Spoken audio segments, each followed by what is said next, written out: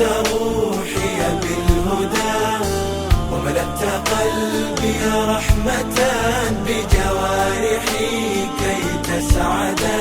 للخير فيك سحائب واطفاء ليس لها مدى، تروي النفوس هداية وتبتلا وتوددا، لتهب من علتها ترجو الكريم الأجودا.